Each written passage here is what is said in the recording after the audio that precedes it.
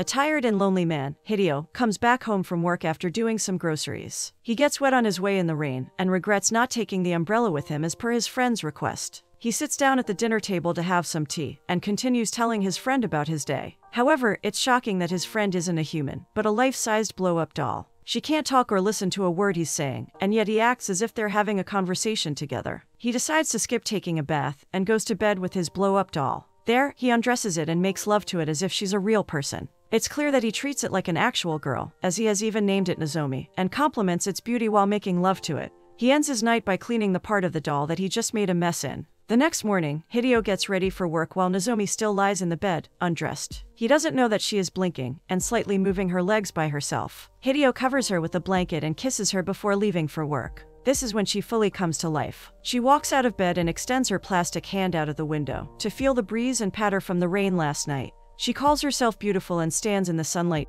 her body covered by skin instead of plastic now. She looks like a real girl now, but still undeniably beautiful. She tries on the different outfits Hideo has at his home to fulfill his different fantasies. Nozomi settles on her maid outfit and walks out of Hideo's house to explore the world outside. She sees a little girl Mo leaving for school on the street. Mo's father hands her lunch and goes back inside. Nozomi observes people coming out of their homes to throw away the garbage, which gets taken away by the garbage truck. An old lady thanks the garbage men for their service, and Nozomi follows her into an alley. She later hears that woman gossiping to someone about how a student murdered a rich family because the parents wouldn't let him date their daughter. Nozomi then goes on to follow some schoolchildren, and one of the kids holds her hand. But she soon lets it go because Nozomi's hand lacks the warmth of human skin. She then plays with some children in the sandbox in a park. But their parents take the kids away because it's strange for an adult in a maid costume to be playing with children. As the sun starts to set, Nozomi starts walking back home. On her way, she discovers a video rental store with flashing lights called the Cinema Circus. Intrigued, she goes inside and looks around in fascination.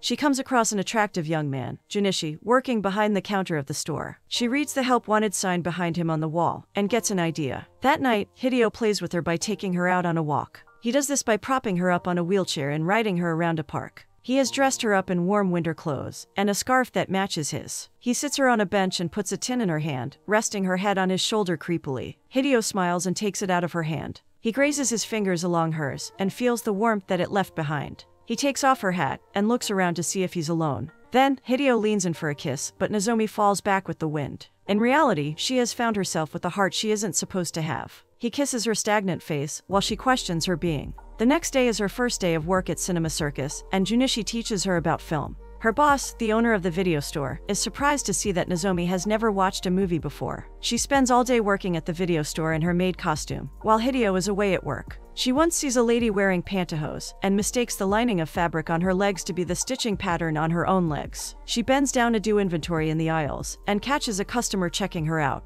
He runs away awkwardly, but Nozomi doesn't understand what is wrong with his actions. She scans her body to see the linings of her stitching when alone at work. It is almost time for Christmas, and Nozomi's boss asks her what her plans for Christmas are. Junichi is quietly working nearby when their boss assumes that Nozomi must have plans for Christmas with her boyfriend. At first, she is unable to comprehend the idea of a boyfriend. When her boss explains, she answers that she doesn't have anyone like that. Her boss is surprised to see that a girl as pretty as her is single, and begins to recall his own love story of how he met his wife. Nozomi thinks to herself that she just told a lie, which brings her one step closer to humanity. Nozomi walks back home that evening while reviewing what Junichi's favorite movies are. She learns that he likes musicals, which are fun and filled with singing and dancing. This is also the night when she first experiences taste, and also experiments with eating food. That night, Hideo takes a warm bath with her, complaining that the only flaw she has is that her body is so cold. He dunks her body in the hot water while smelling her hair, because he just used an expensive shampoo on her. He finishes some of his work in bed while she lies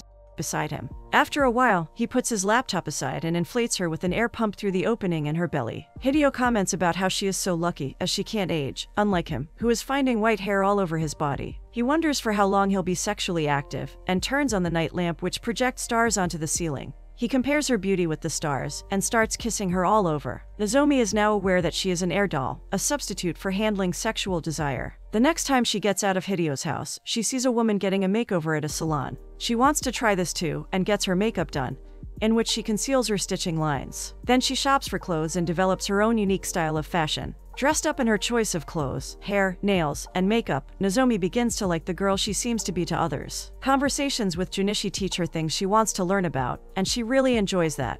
They watch movies together in the store, and she marvels at the idea of watching an ocean, because she's never seen it before. So Janishi takes her to the beach. She loves this version of her life, where her stitching lines are hidden. She's wearing normal clothes, and doing normal things with a regular boy. She feels real, like she actually exists. She questions Janishi about the concept of aging, which she heard from Hideo last night, and learns about passing away too. Janishi confides in her about how the smell of the ocean reminds him of his childhood. They both inhale the sea-scented air deeply, and she mumbles that it makes her remember something too. She later finds a glass bottle lying on the beach, and stores it in a bag that Janishi is carrying. They later have dinner at a restaurant. Mo and her father are seated at a table just beside Nozomi and Junichi. Nozomi watches Mo, who throws away her carrot to fool her father into believing that she ate it. Nozomi mimics her actions, and she and Mo wink at each other. A loud noise penetrates the air, and the restaurant gets really dark. Mo suspects that it is a blackout, when in reality her father planned a birthday surprise for her. The staff of the restaurant sing to Mo and bring her a birthday cake. Junichi catches up Nozomi on the idea of what birthdays are, and Nozomi seems to really like the idea of celebrating the day of one's arrival into the world. Mo's father informs her that it's a gift from her mom, but she looks sad to Nozomi when she blows out the candles. Nozomi asks Junichi if everyone has a birthday. They're walking back home when Nozomi stares at a dandelion that is nearly wilted.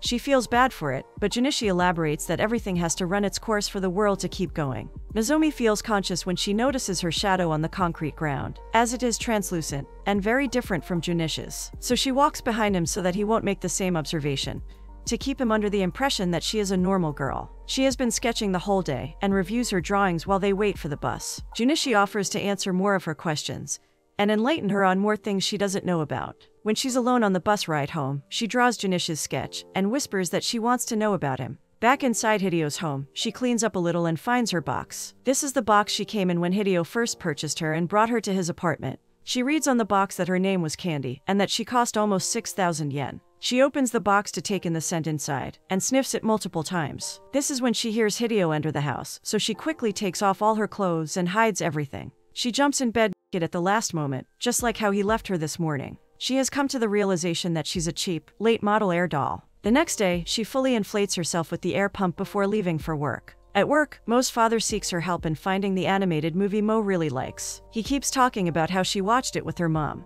Nozomi faces difficulty in navigating through the movie directory, so Junichi helps their customers out. Another customer comes looking for a bad cop movie, but Nozomi doesn't have any knowledge of that either. So her boss takes that customer off her hands too. She stops the lady with the pantyhose outside the shop, to give her the makeup that will conceal her lines. Nozomi thinks that she has helped a fellow sister out, while the woman remains confused. Junichi and her boss do most of the work in serving their customers, and Nozomi isn't much of a help in this regard. She feels useless, so she spends some time in the park. There, she meets an old man who cheers her up with his philosophy on life. He points out that she isn't the only one who feels empty in this city, as most people struggle to find their humanity at times, in a city as grand and busy as this one. Nozomi understands that life is constructed in a way that no one can fulfill it alone. All beings depend on other beings to help them flourish and live life. Life contains its own absence, which only another can fill. The world is a summation of others, and yet no one knows that they fulfill each other. Everyone leads their scattered lives, unaware of each other. At times, they are allowed to find the other's presence disagreeable. But Nozomi doesn't understand why the world is constructed so loosely. Many people encounter each other in life, but not everyone is able to leave an impact. Nozomi hums a tune when she walks to the store the next day. She is concerned about why there haven't been many customers in the store recently. Junichi also somewhat shares this sentiment, as he mentions that he likes this store. Nozomi is standing on a stool, taking off Christmas decorations from the ceiling, while Junichi quizzes her on different movie names. She seems to have learned a lot, and is happy with her progress when she slips from the stool. She reaches out her hand to hold onto the shelf, to stop herself from falling.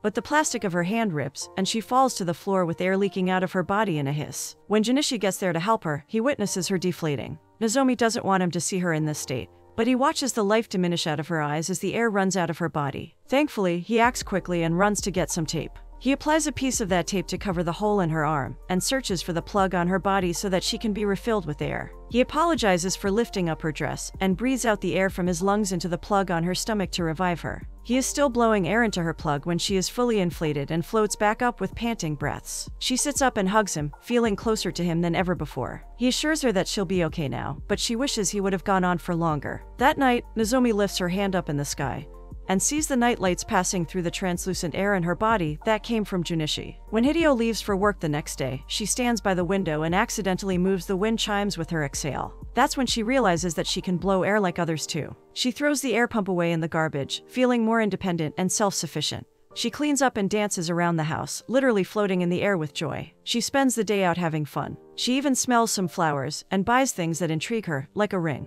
She skims through a garbage bag to find pretty glass bottles, like the one she found on the beach with Junichi. She sits on the park bench beside the pantyhose lady and boasts that she is going to grow older. Later on, Nozomi asks Junichi at work if he was surprised to see her truth. Junichi comforts her by saying that he isn't very different from her. Nozomi takes this statement literally. Their conversation is interrupted by their boss's arrival, who has just scored some great movies. Junichi walks away while Nozomi basks in the glory of finding such a marvelous coincidence. Later on, Nozomi goes on a bike ride with Junichi. They also watch a movie together in the cinema, where she rests her head on his shoulder. At the end of their date, Nozomi feels elated and looks up at how pretty the stars are. She knows their names too, from her time with Hideo.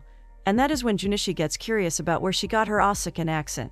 Nozomi thinks on her feet and lies that she learned it from a movie. She doesn't want him to know about her owner. That night, when Hideo sleeps in his bed cuddled up with her, she slowly moves under him. She removes his hand from her body, slides out of bed, and takes a hot bath by herself. Junichi takes her to his place on their next date. She looks around his abode with interest, while he addresses how she felt that day, when the air left her body. He asks if she felt pain when it happened. Meanwhile, Nozomi opens a cabinet and shuffles through some photographs of Junichi, smiling with a girl who is wearing the same helmet she wears now. Nozomi puts the photographs back where she found them, and confirms his assumption that it is indeed painful to lose your life. That night, she stands by the sea and experiences her first heartbreak. Other people deal with their trials in life while Junichi buys white flowers for her, carefully removing their thorny stems. Nozomi spends that night inside Hideo's closet, as he has company over. Hideo searches for his air doll, blaming others who might have come over, cleaned his house, and thrown away his plaything. Nozomi labels movies intended for crying at the video store, while others face their traumas. The customer with a fetish for maids, an old lady questioning her mental state, a girl with an eating disorder, the pantyhose lady's insecurity of growing old, Mo's grief of losing her mother, and Hideo's daily humiliation at the restaurant where he works as a waiter. Hideo comes to the video store one day and looks around for someone to help him. Oblivious as to whom the customer is, Nozomi rushes to the counter to help him out.